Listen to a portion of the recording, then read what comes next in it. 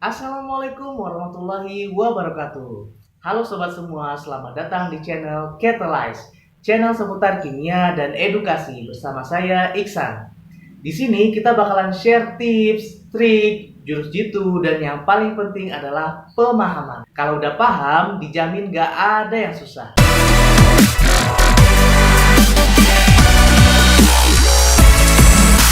Nah, pada video sebelumnya kita sudah bahas tentang cara menghitung pH asam dan pH basa.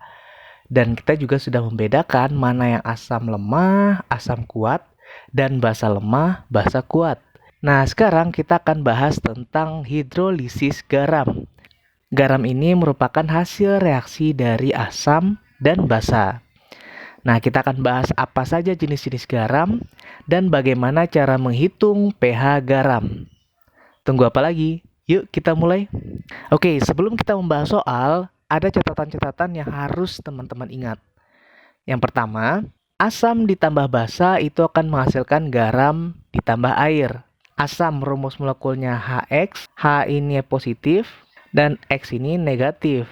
Sedangkan basa rumusnya adalah MOH, M positif, dan OH negatif, OH min. Yang positif akan bereaksi dengan yang negatif ya. Prinsipnya berpasang-pasangan. Nah, M plus akan bereaksi dengan X min. Sedangkan OH min akan bereaksi dengan H plus. M plus dengan X min akan membentuk MX. Sedangkan H plus dengan OH min akan membentuk H2O. Jadi, asam ditambah basa menghasilkan garam ditambah air. Nah, garam MX ini jika di dalam air dalam bentuk larutan, dia akan terion menjadi M plus ditambah X min. Jika M plus ini berasal dari basa yang lemah, maka M plus ini bisa bereaksi dengan air. Kita tahu ya kalau H2O itu terdiri dari H plus dan OH min. Maka M plus ini akan bereaksi dengan yang negatif. Terbentuklah MOH. Nah, jadi dia akan kembali seperti basanya lagi ya. Dan akan melepaskan ion H plus. Nah, inilah yang disebut dengan hidrolisis ya. Jadi, hidro artinya air, lisis artinya pecah. Jadi, pemecahan air. Nah, dia jadinya melepaskan H plus ya. Nah, lepasnya ion H plus ini menyebabkan pH menjadi asam. Nah, begitu juga jika X-nya berasal dari asam yang lemah. Maka X- ini akan bereaksi dengan air. Dia akan melisis air. Jadinya ion negatif akan bereaksi dengan ion positif yaitu H plus. Terbentuklah HX. Jadi dia akan kembali membentuk asamnya. Jadi pada kasus ini juga terjadi hidrolisis ya, dan dilepaskan OH min. Nah, karena dalam larutan dilepaskan OH min, akibatnya larutan menjadi bersifat basa. Oke, kita lanjut catatannya ya. M plus tadi dari basa ya, X min dari asam. Jadi ion positif dari basa, ion negatifnya dari asam. Jika ion positif ini berasal dari basa kuat, dan ion negatif berasal dari asam kuat, jadi kalau dua-duanya sama-sama kuat, akibatnya garam yang dihasilkan bersifat netral. Jadi garam ini tidak terhidrolisis. Tadi kasus terhidrolisis itu hanya pada asam lemah atau basa lemah saja ya. Nah, karena garamnya bersifat netral, maka pH-nya sama dengan 7. Nah, ini sudah kita bahas ya tentang menghitung pH asam dan basa pada video sebelumnya. Jadi untuk netral itu pH-nya sama dengan 7. Oke. Nah, jika M plus ini berasal dari basa yang kuat dan X-nya berasal dari asam yang lemah, maka garam yang dihasilkan bersifat basa. Masih ingat ya yang tadi? Jika asam lemah bereaksi dengan air, maka dilepaskan ion OH- ya. Makanya garam ini bersifat basa. Jadi yang terhidrolisis hanya ion X-nya saja. Makanya disebut dengan terhidrolisis parsial atau sebagian. Karena hanya sebagiannya saja, X-nya saja yang terhidrolisis. Nah, karena bersifat basa, maka pH-nya di atas 7. Nah, jika M plus ini berasal dari basa yang lemah, dan X- ini berasal dari asam yang kuat, maka garamnya akan bersifat asam. Kenapa? Karena tadi, kalau basa lemah bereaksi dengan air, dia akan melepaskan ion H+. Makanya akan bersifat asam. Nah, yang terhidrolisis hanya basa lemah ini saja. Nah, karena sebagian, maka disebut dengan terhidrolisis parsial atau sebagian. Karena garamnya bersifat asam, maka pH-nya kurang dari 7. Kita lanjut. Jika M plusnya berasal dari basa yang lemah dan X-nya berasal dari asam yang lemah, maka garam ini bisa bersifat asam, bisa bersifat basa, atau bisa malah netral. Kapan dia bersifat netral? Kalau Ka-nya sama dengan Kb. Ka adalah tetapan asam, Kb adalah tetapan basa. Kapan dia bersifat asam atau pH-nya kurang dari 7? Jika Ka-nya lebih besar dari Kb. Nah, kapan dia bersifat basa atau pH-nya lebih dari 7? Jika Ka-nya lebih kecil dari Kb. Nah, karena ini dari basa lemah dan asam lemah, maka dua-duanya bisa terhidrolisis ya. Maka ini disebut dengan garam yang terhidrolisis total atau terhidrolisis sempurna. Oke? Nah, trik gampangnya, siapa yang kuat, dialah yang menang ya. Jadi kalau ini basa kuat, asam kuat, maka karena sama-sama kuat, jadinya netral. Kalau ini basa kuat, asam lemah, maka karena yang kuat adalah basa, sifatnya menjadi basa. Jika ini basa lemah, asam kuat, karena yang kuat adalah asam, maka sifatnya menjadi asam. Jika basa lemah, asam lemah, maka garamnya bisa asam, bisa basa, bisa netral. Jika dua-duanya sama-sama kuat, Ka sama dengan Kb, maka jadi netral. Jika yang asam lebih kuat, maka jadi asam. Jika yang basanya lebih kuat, Kb-nya lebih besar, maka jadi basa. Gampang kan? Oke, kita lanjut cara menghitung pH-nya ya. Untuk yang dari basa kuat, asam kuat, maka H plus sama dengan OH min. Jadi sama-sama 10 pangkat min 7. Maka pH-nya sama dengan 7. Nah, cara menghitung pH sudah kita bahas pada video sebelumnya ya. pH sama dengan min log konsentrasi H plus. Jika dari basa kuat dan asam lemah, nah karena tadi asam lemah terhidrolisis, dia akan melepaskan ion OH-. Nah, ion OH- inilah yang kita hitung. Konsentrasi OH- sama dengan akar Kw per Ka dikali konsentrasi garam yang dihasilkan ya, dikali valensi asam. Nah, valensi asam ini maksudnya ion X- ini di dalam garam ada berapa? Bagaimana jika basa lemah, asam kuat, karena basa lemah yang terhidrolisis, maka dia akan melepaskan ion H+. Nah, ion H+-nya lah yang kita hitung. Konsentrasi H+ sama dengan akar Kw per Kb dikali konsentrasi garam dikali valensi basa. Artinya, ada berapa ion M+ di dalam garam tersebut. Nah, bagaimana jika dia dari basa lemah, asam lemah? Nah, jika dia Ka sama dengan Kb, maka konsentrasi H+-nya sama dengan konsentrasi OH-, sama dengan 10 pangkat min 7. Maka pH-nya sama dengan 7. Jika Ka-nya lebih besar dari Kb, maka pH-nya akan kurang dari 7 ya, karena asamnya lebih kuat. Nah, karena asam yang lebih kuat, maka kita hitung konsentrasi H+. Konsentrasi H+ sama dengan akar Kw per Kb dikali Ka. Sebaliknya, jika basanya yang lebih kuat atau Kb-nya lebih besar daripada Ka, maka yang kita hitung adalah konsentrasi OH-. Konsentrasi OH- sama dengan akar Kw per Ka dikali Kb. Oke? Nah, sekarang ada 3 soal yang akan kita bahas. Teman-teman bisa pause dulu videonya, lalu teman-teman coba jawab soalnya dan cocokkan dengan jawaban yang benar nanti. Di antara senyawa garam di bawah ini, yang dapat mengalami hidrolisis total adalah apakah A NH4Cl, atau B NaHCO3, atau C NH4 2 kali SO4, atau D CH3COONH4, atau E CH3COONA. Silahkan jawab dulu, nanti cocokkan dengan jawaban yang benar. Oke, soal yang kedua. Berapakah pH larutan CH3COONA 0,1 molar? Diketahui Ka CH3COOH sama dengan 10 pangkat min 5. Apakah 5, 6, 7, 8, atau 9? Lanjut ke soal 3. Sebanyak 40 ml larutan NH4OH 0,15 molar, Kb diketahui 10 pangkat min 5, direaksikan dengan 20 ml larutan HCl 0,3 molar. Maka pH larutan setelah bereaksi adalah apakah 5, 6, 7, 8, 9? Silahkan dijawab dulu, nanti dicocokkan jawabannya dengan jawaban yang benar.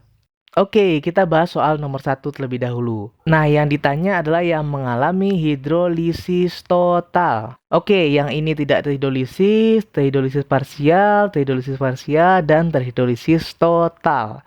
Jadi, kita harus mencari yang basanya M plusnya dari basa lemah dan X minnya dari asam lemah. Oke? Oke, kita mulai dari yang opsi A, NH4Cl. Jika kita ionkan, maka menjadi NH4+, dan Cl-. NH4+, artinya yang M plusnya tadi, jadi ion basanya. Jadi kita tambahkan OH-, NH4OH. Cl-, tadi yang ion X- ya, jadi ini adalah ion asamnya. Kalau kita tambahkan H+, jadinya HCl. Jadi NH4Cl itu berasal dari basa NH4OH dan asam HCl. Nah, kalau NaHCO3 itu jika kita uraikan maka menjadi Na+ dan HCO3-. Na+ ini M plusnya berasal dari basa NaOH. Kita tambahkan OH- ya. Kemudian HCO3- kita tambahkan H+, jadinya H2CO3. Jadi NaHCO3 ini berasal dari basa NaOH dan asam H2CO3. Oke, bagaimana dengan opsi C? NH4 2 kali SO4 itu jika kita ionkan menjadi 2NH4+ ditambah SO4 2-. Nah, masih ingat ya muatan SO4 itu 2- ya. Buat teman-teman yang lupa, bisa nonton lagi videonya tentang tata nama senyawa ion, senyawa kovalen, senyawa asam, dan senyawa basa. Linknya ada di deskripsi ya. Nah, NH4+ berasal dari NH4OH, SO4 2- berasal dari H2SO4. Karena ini 2-, kita perlu tambahkan 2H+. Jadi H2SO4. Jadi garam NH4 2 kali SO4 itu berasal dari basa NH4OH dan asam H2SO4. Nah, bagaimana dengan opsi D? CH3COONH4 itu jika diuraikan menjadi CH3COO- dan NH4+. Nah, ini biasanya posisinya CH3COO itu selalu di depan. Jadi ini jangan terkecoh ya. Karena ini adalah ion X-, inilah yang berasal dari asam. Nah, CH3COO- ditambahkan H+, jadinya CH3COOH. NH4+ ditambahkan OH- jadinya NH4OH. Nah, bagaimana dengan opsi E? CH3COONA jika diionkan menjadi CH3COO- ditambah Na+. CH3COO- dari asam CH3COOH, Na+ dari basa NaOH. Oke, sekarang kita harus tentukan NH4OH ini adalah basa lemah ya. Maka ini bisa terhidrolisis. HCl itu dari asam kuat. Maka ini tidak bisa terhidrolisis. Jadi garam ini terhidrolisis parsial. Opsi B, nah NaOH adalah basa kuat ya. Jadi ini tidak bisa terhidrolisis. Sedangkan H2CO3 adalah asam lemah. Jadi ini terhidrolisis. Maka garam ini termasuk yang terhidrolisis parsial juga. Lanjut ke opsi C. NH4OH tadi terhidrolisis ya, karena dia basa lemah. H2SO4 tidak terhidrolisis karena dia asam kuat. Jadi ini termasuk parsial juga. Lanjut ke opsi D. CH3COOH. Ini termasuk asam lemah ya. Jadi dia akan terhidrolisis. NH4OH basa lemah juga terhidrolisis. Jadi ini terhidrolisis total dua-duanya ya. Bagaimana dengan opsi E? CH3COOH terhidrolisis karena dia asam lemah. Namun NaOH adalah basa kuat, jadi tidak bisa terhidrolisis. Jadi jawabannya D ya. Nah, buat teman-teman yang belum bisa membedakan asam lemah, asam kuat, basa lemah, basa kuat, bisa nonton lagi videonya ya. Linknya ada di deskripsi. Kita lanjut ke soal nomor 2. Berapakah pH larutan CH3COONA 0,1 molar? Diketahui Ka CH3COOH 10⁻⁻⁵. Nah, untuk menghitung pH, kita harus tahu dulu CH3COONA ini termasuk garam yang mana. Karena beda jenis garam, beda lagi rumusnya. Kita ionkan CH3COONA menjadi CH3COO- ditambah Na+. CH3COO- ini adalah X-nya ya, berasal dari CH3COOH. Na+ berasal dari NaOH. Nah, CH3COOH ini adalah asam lemah ya. NaOH adalah basa kuat. Nah, karena X- adalah lemah, ini ya lemah ya. M+-nya kuat, yang ini ya M+-nya kuat, maka ini termasuk golongan yang kedua ya. Jadi kita hitung OH-nya. OH- sama dengan akar KW per Ka kali konsentrasi garam kali valensinya. Tinggal kita masukkan angkanya. KW selalu 10⁻⁻14 ya. Nah, Ka-nya diketahui nih 10⁻⁻5. Jadi tinggal kita masukkan 10⁻⁻5. Konsentrasi garam diketahui 0,1 molar. Jadi kita masukkan 0,1 molar. Valensinya adalah 1. Kenapa 1? Karena CH3COO- dalam garam ini hanya ada 1. Maka valensinya 1. Maka konsentrasi ion OH- sama dengan 10⁻⁻5. Oke, konsentrasi ion OH- kita tahu 10⁻⁻5. Tinggal kita pindahkan ke POH. POH sama dengan min log konsentrasi OH-. Maka POH sama dengan min log 10⁻⁻5 sama dengan 5. Nah, POH-nya tahu, kita bisa pindahkan ke pH. pH sama dengan 14 dikurang POH. Maka pH sama dengan 14 dikurang 5 sama dengan 9. Jadi jawabannya adalah E ya, 9. Oke? Gampang ya. Lanjut ke soal nomor 3. Sebanyak 40 ml larutan NH4OH 0,15 molar. Nah, Kb-nya diketahui, Kb NH4OH-nya 10⁻⁻5. Direaksikan dengan 20 ml larutan HCl 0,3 molar. Maka pH larutan setelah bereaksi. Jadi yang ditanya setelah bereaksi ya. Nah, kita ingat ya, ini jenisnya basa, ini jenisnya asam. Basa ditambah asam jadinya garam ditambah air. Nah, ini dia, basa ditambah asam. Jadinya garam ditambah air. NH4 ini NH4+, OH-nya OH-, H+, dan Cl-. Yang positif akan berpasangan dengan yang negatif. Ingat ya. Jadi NH4+ ketemu Cl- menjadi NH4Cl, OH- dengan H+ membentuk H2O. Jadi garamnya adalah si NH4Cl ini. Nah, garam jenis apa dia? Ini adalah basa lemah. Ini adalah asam kuat.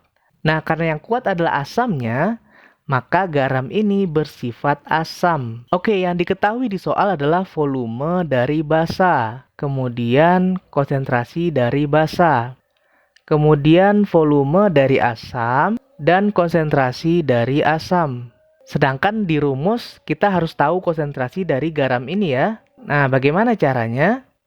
Nah, kita bisa pakai perbandingan reaksi ya.